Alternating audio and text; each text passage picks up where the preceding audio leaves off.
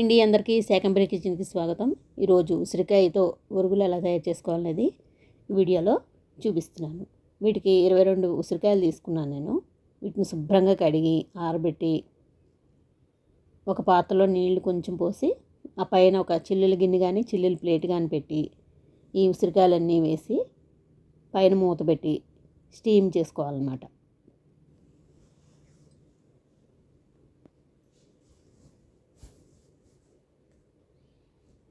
ఒక 10 నిమిషాల నుండి 15 నిమిషాల వరకు పడుతుంది స్టీమ్ కావడానికి. మీడియం ఫ్లేమ్లో చేసుకోవాలన్నమాట. ఇవి కొంచెం మృదువుగా చూసారు కదా. ఇప్పుడు వీటిని తీసి పక్కకు పెట్టి చల్లారిన తర్వాత ఇందులో ఉండే గింజలన్నీ కూడా తీసేసుకోవాలి.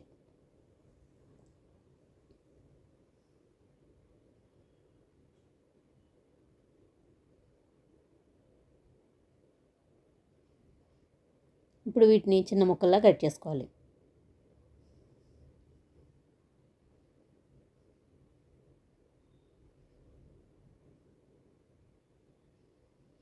ఇప్పుడు ఈ ముక్కల్లో ఒక స్పూను లైట్గా వేయించి పెట్టుకున్న మిరియాల పొడి, ఒక స్పూను వేయించి దాన్ని గ్రైండ్ చేసుకున్న జీలకర్ర పొడి,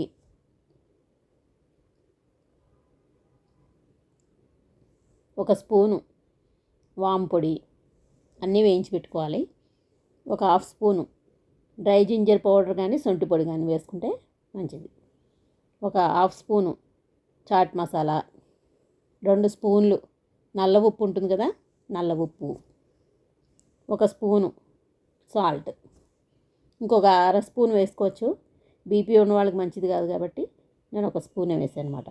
అలాగే ఒక నిమ్మకాయ రసం పిండి ఈ మొత్తం మిశ్రమంలో వేసి బాగా మిక్స్ చేసుకుని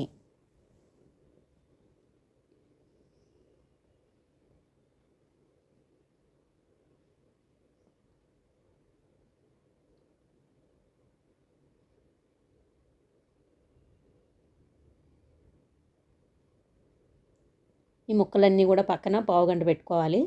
ఒక అరగంట నుండి పావుగంట నుండి అరగంట వరకు పెట్టి కొంచెం ఊరుతాయి అన్నమాట లోపు. ఇవన్నీ పీల్చుకుంటుంది.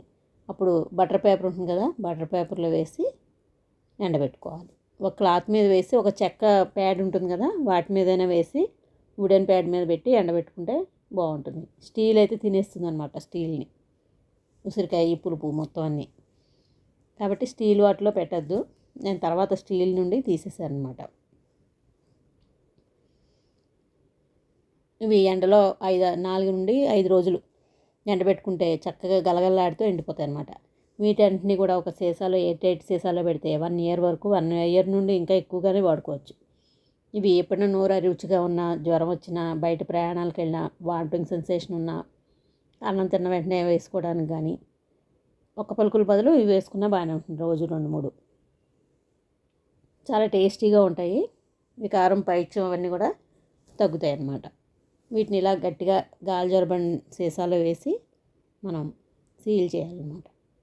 అప్పుడు సంవత్సరం అంతా కూడా గట్టిగా చక్కగా మెత్తపడకుండా చాలా బాగుంటాయి. ఈ వీడియో మీకు నచ్చినట్లయితే ఒక లైక్ చేయండి, షేర్ చేయండి, సబ్స్క్రైబ్ చేసుకోండి. ఈ వీడియో మీరందరూ చూసినందుకు ధన్యవాదాలు.